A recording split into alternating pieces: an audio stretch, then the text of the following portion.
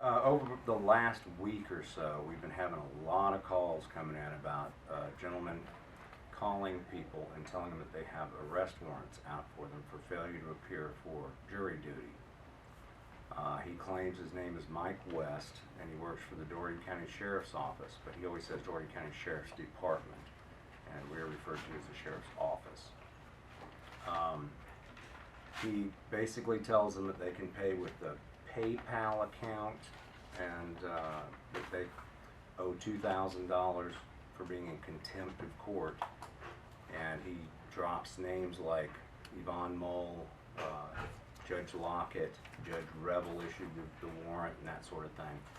So as someone who knows about our judicial system, he also tells them that he's gone so far as to give them return numbers to call him, which are being checked out right now. It may be a track phone.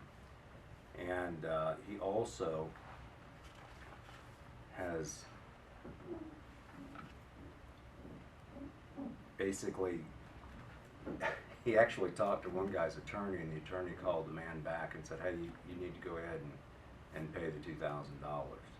So he's pretty convincing. Apparently he knows enough about the judicial system that he can convince an attorney here in apparently Dougherty County that these are for real warrants when they're not. Nobody named Michael West has ever worked for the Dougherty County Sheriff's Office, at least not in our records dating back to about 1988.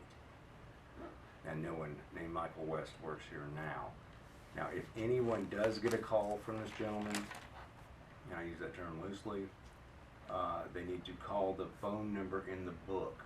The number for downtown at the Sheriff's Office is 431-3259. That's the main number. And at the jail is 430-6508 is the number they would call to ask if the subject is correct, or if the warrants are in fact exist. However, they don't. So when, we don't call people up and tell them you've got a failure to appear warrant. We appear at your door to tell you you've got a warrant for your arrest. I mean, it would be it's fruitless to call somebody on the phone and tell them they got a warrant. Now, if we do call you, we're not going to tell you a way that you can pay it over the phone. Okay? We're going to tell you where you need to go to take care of your warrant.